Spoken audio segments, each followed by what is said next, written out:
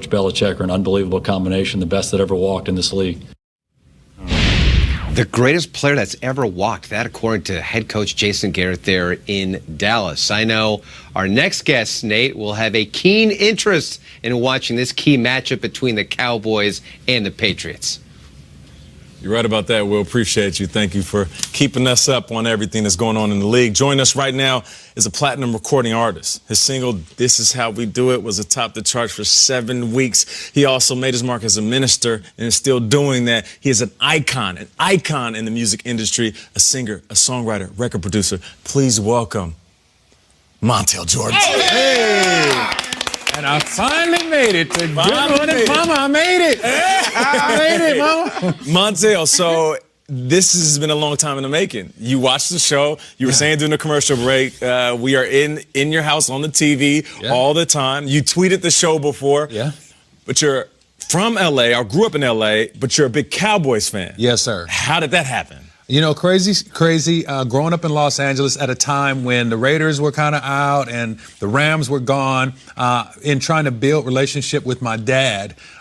We weren't necessarily like super close. You know, I didn't feel super close to my dad, but on Monday nights, I could feel close to my dad because I could stay up late, I could have Twinkies and Orange Crush, no bedtime, and I could just sit on the couch close to my dad. Wow. And at that time, you know, America's team, every Monday night was Cowboys, Steelers, Cowboys, Cowboys, whoever. And so I grew up equating time spent with my dad to Monday Night Football, to the Dallas Cowboys. I love that. Twinkies, Orange Crush, and Dak Prescott is killing it right now. He is doing atop amazing. the NFC East. They've got a really tough one, though, this week against the Patriots in New England. How are you feeling about your squad? Just give us your thoughts. Yeah, well, we've got a tough next 3 games coming up.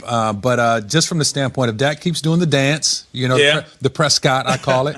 No, we have a great opportunity right now to be able to not only keep the NFC East secure, but we have a great opportunity to get in there and really punch New England in the mouth, because I think New England their defense is surreal. No question about it. But Dak is, I think, probably the #1 passing quarterback in the league right now. He's doing fantastic. And I do believe for this particular week, he's going to have to get the ball to Zeke. He's going to have to get the ball to Zeke more, because I think the run is where we're going to be able to gash those guys, because in the air, it's just nasty. It is nasty. And sometimes it gets a little nasty about the Cowboys head coach. Jason Garrett takes fire, and people are impatient. And I know a lot of Cowboys say, we got a 12-4 roster, but we're looking like a 9-7 team. What do you think about Jason Garrett as a longtime fan? I like Jason Garrett, and understanding that, you know, it's been a long time coming, and whenever you've been in a position for a while, you want to see some movement, you want to see some things happen, but I think that the team believes in him. I think that they're following him. You know, at least that's what I see from the outside looking in. I think they believe in him, and from that standpoint, I think we've just had some missing pieces. Last year, we came super close, you know, but Jason, but Witten had sat out. For me, that was the missing piece that was going. But I think with a healthy Amari, with Cobb coming in and being phenomenal in that slot position, like, we got great opportunity to have all the pieces now to get it done. Breaking it down, Montell, and you speak the football language, and it's also a part of your life now, because your son Skyler is a nasty wideout right now. Well, tell us about your son and what position he plays and kind of the talents that he brings on the football field. Yeah, Skyler Jordan, man, I'm a fan of that kid. Yo, 6'3", 185 pounds. Watch this one arm grab. Defenders, ball a little underthrown, but still, now watch him just keep going. No, the angry run. Crown him. You know, that is how you do it, Montell. Yes, that is how you do it. You know, he's phenomenal. He plays basketball, a straight A student, super kind, and I couldn't ask for 6'3". more. 6'3". And get this, we put him in school early, which was our mistake. Parenting is a bad parenting fail, because right now where a bunch of kids are like 17 and 18 years old, he just turned 16. What year is he? He's a junior? He's a junior. Yeah. College is starting to... He's looking. They're looking, hopefully. Okay. All right. So, Montell, you've done some outstanding work as a minister and still do. And you recently released a single, When I'm Around You. Yeah. And I understand that you've got an album on the way and you got an assist from a few members of your family. What can you tell us about that? Great album. I haven't put out R&B music in years and years, but I just feel like ministry has been great in the church, but I also need to minister to couples. My wife and I, we get an opportunity to do that. And the new album is a soundtrack to marriage ministry. And especially if I could just say that when it comes to artists and athletes and people in Hollywood, they need to be able to know that they can make marriage work. Me and my wife have been married for 25 years to each other, and so we want to help with that. And so the new album, I have features from Lecrae, Tadashi, my girl Crystal Nicole, and my family. I have my 7-year-old daughter on the album. Nice. Valuable. The 16-year-old Skylar, he's on the album. My daughter Sid, 23 years old, she's on the album. And I did a duet with my wife for the first time after 20-something years of doing music. We did a duet together called I'm All In. Oh, man, that's I got a question for you about fame. Yeah. Lamar Jackson right now is the king of the world. He's a 22-year-old kid. It's overnight success, although we know all the years he put into it. Sure. Your song, This Is How We Do It, comes out, and you're instantly the biggest musician in the entire world. How did you handle that? And what would be your message to a Lamar Jackson or any of these young guys who are stepping into the big stage? I didn't handle it well because it doesn't come with an instruction manual. Fame never comes with an instruction manual. But I think any athlete like Lamar, who's now in the limelight or being at the top of the game, definitely I think you have to be grounded to understand that counterfeit always comes before the real. And so a lot of times the accolades or the different things that are coming, they're not necessarily the real thing. You have to be able to sift through the people that are just in it for now, or the people that are praising you now, but that ultimately you got fans right now while you're winning, but then what happens if you're not winning? Those are the people that will turn on you. And so just trying to sift through what's counterfeit in life and get to the things that are real.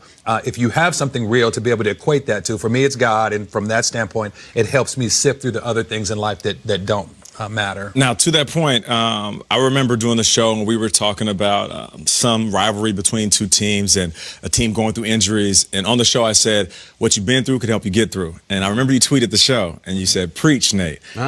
So along the lines of Peter's question, what's something that you went through that kind of helped you get here?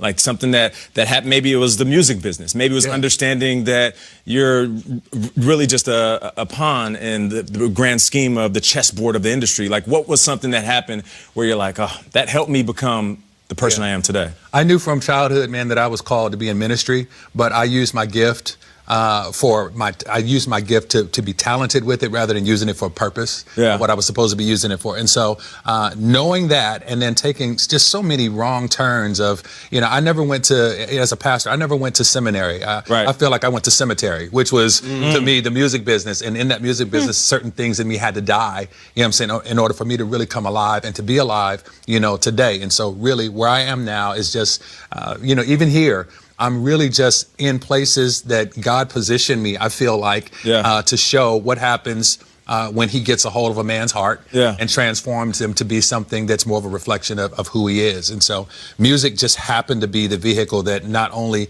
the crazy thing is the fact that I'm even on like Good Morning Football. What do you mean? Or that I'm in stadiums and I'm doing certain things with athletes and with entertainers is all based on music, but I'm not athletic. I shouldn't be in the places that I am, but literally music was the vehicle that God used for me to be able to have access, to different television shows, to sing national anthems like I did at the Raider game last week. Like I get opportunity based on this musical thing, but that's where my platform is, that I've connected with athletes and stadiums and anthems and stuff like that. And so I can't attribute it to anything except the grace that I was somebody that wasn't worthy, and God was just awesome enough to allow me to sit with awesome people. That's a great message to players. Strager, to your point, they can look at the NFL as just a vehicle. Don't let it define you. Because just like you, I've been there as well. I looked in the mirror and thought, I'm the coolest thing walking around. I'm an NFL player. I'm a rock star. Everybody should tell me how great I am, praise me. And I realized this is all fleeting and it's all an illusion. And once you stop running fast and jumping high and catching touchdowns, then all of a sudden you have to go into real life. That's one of the greatest things I've ever learned. That it's not what you do that defines who you are. It's who you are that defines what you do. And a lot of people are stuck in, well, I am a football player, or I am this. That's not who you are. You're a son, or you're a father, or you're a husband, or you're a friend, or you're a leader. Those are the things you are. What you do is your athletic gift, or you sing, or you act, or those types of things. Well, one thing I know about you, you are incredible, and thank you so much for joining us. And we're going to give you a gift. I've been waiting for that. And this I've is been the, waiting this is for the that. first time we're handing out this shirt on the show. Are you serious? So this is for you, Montell. Yes, man. of course, because you love the show and we love you, baby. Come on. Come on now, talk about Where's it. the camera? I need to You go point right this here. to. Okay, Where here is it it? is. Where is it? Where is it? Right there. Ah. It's you and Ron Rivera. Yeah. All right, so you already got this album done. On the next album, we're gonna need that shout out. You know what I'm saying? We're gonna need that GMFB drop on the album. We're gonna get it All right, done. maybe you can We're gonna get it record. done? We'll Maybe get it you done. can record a little intro for the show. Maybe. Just Hey, listen, let's do that. Okay. You're not saying something that is not possible. Okay. Do this. Montell Jordan, everybody. Thank you so much, man. Bless y'all, man. Thank you for being here. We Thank you. appreciate it. And you know, Montell will be watching this one.